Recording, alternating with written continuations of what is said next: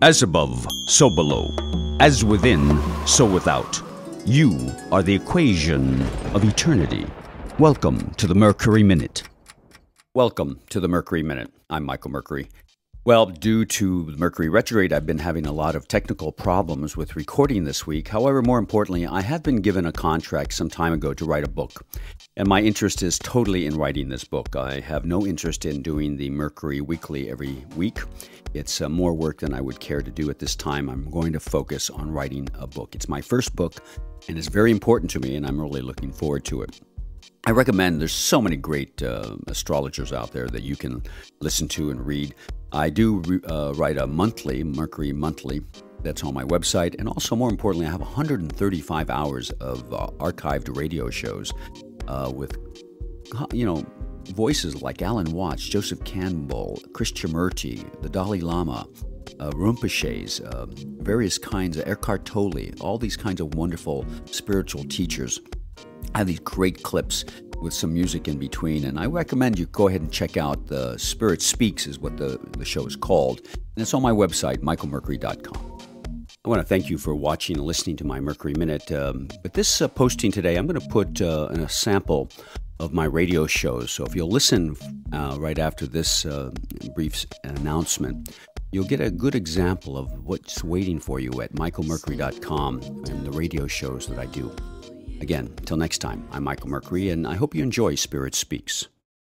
Questions about whether the world really looks anything like we take it to look, or whether this is just something that's radically altered by being filtered through our perspective, so on and so forth.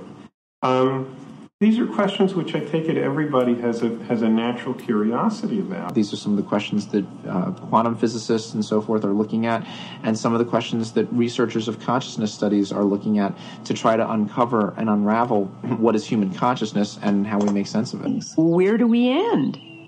Where do we end and the rest of the world begin? How come we feel separate when we aren't separate? And of course, one of the big questions is, if everything is mutable and reality isn't set, well, how come it feels solid? I was basically trying to find the answers to what I've often called those four great questions that everybody faces, whether they realize it or not, even the agnostics and the atheists, as well as the believers and the pious. And that is, who are we? Where do we come from? What should we do? And where are we going? And if you don't answer those four great questions, obviously your life is pretty meaningless. And many people just stuff those questions down, and they want the answers made for them, or they want somebody like Jesus or Krishna or Buddha or somebody else to do it for them. It can't be done. It's like wanting someone to be born for you, or to die for you, or to eat your lunch for you. These things are inescapably personal. Why are we here? Well, that is the ultimate question, isn't it? By we, I assume you mean consciousness, conscious beings. That's we. Female represents what in the Kantian terminology we call the forms of sensibility. The female represents time and space itself. She is time and space. And the mystery beyond her is beyond pairs of opposites. So it isn't male and it isn't female. It neither is nor isn't. But everything is within her, so that the gods are her children. Everything you can think of, everything you can see, is the production of the goddess. She came back with the Virgin in the Roman Catholic tradition. I mean, you don't have a tradition with the goddess celebrated any more beautifully and marvelously than in the 12th and 13th century French cathedrals, every one of which is called Notre Dame. Well, in the history of Western religions, this is an extremely interesting development. The virgin birth comes in by way of the Greek tradition. When you read your four Gospels, the only one with the virgin birth in it is the Gospel according to Luke, and Luke with the Greek. What is the meaning of the virgin birth? In India, there's this the system of the Kundalini, as it's called, the idea of the centers, psychological centers up the spine. And they represent the psychological planes of concern and consciousness and action. The first is at the rectum, and this is that of alimentation. The serpent represents this, a traveling esophagus going along, just eating. And all of us, we wouldn't be here if we weren't eating. And then the second center is at the sex organ center, and that's the urge to procreation. The third center is at the navel. This is where you eat and want to consume, and it's not the alimentary eating, it's the mastering and smashing and trashing of others. You see, this is the aggressive mood. Now, the first is an animal instinct. The second is an animal instinct. The third is an animal instinct. And these three centers are located in the pelvic basin. You see. The next one is at the level of the heart. And this is the opening of compassion. And there you move out of the field of animal action into a field that is properly human and spiritual. Now, in each of these centers, there is a symbolic form. At the base, the first one, there is the form of the lingam and yoni, the male and female organs in conjunction. At the heart chakra, there is again the male and female organs in conjunction, but in gold. This is the virgin birth. It's the birth of spiritual man out of the animal man.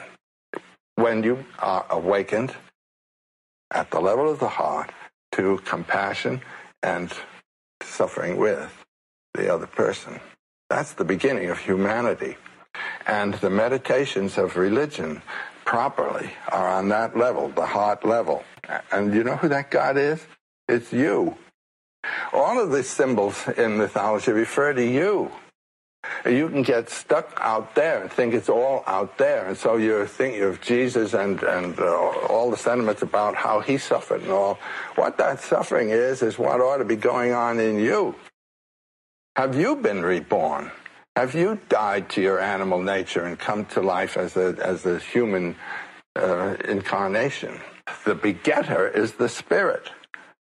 It is a spiritual birth. The Virgin conceived of the Word but through the ear. And now the Buddha was born from his mother's side at the level of the heart chakra. That's a symbolic birth. He wasn't born from his mother's side, but symbolically he was. Yes, but of a virgin.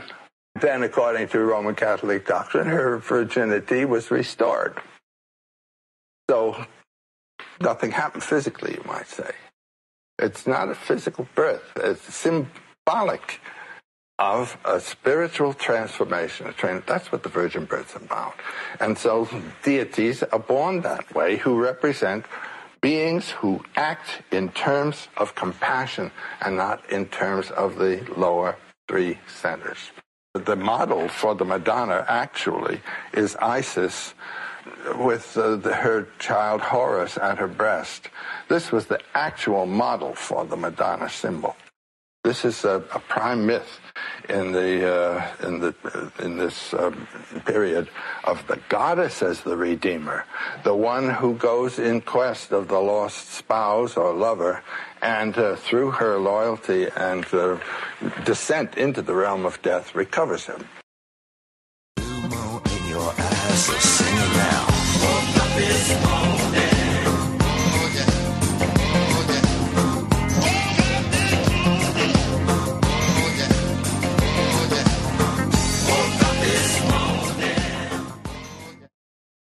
And so it has been a principle of Zen throughout its whole history that if somebody asks you a religious question, you give a secular answer.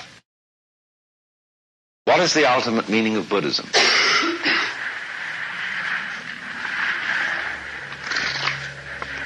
There's enough breeze in this fan to keep me cool. Well, there's enough breeze in my voice to thank you so much, and consider love, forgiveness, and compassion as a way of life. Until next eternity, I'll be talking with you.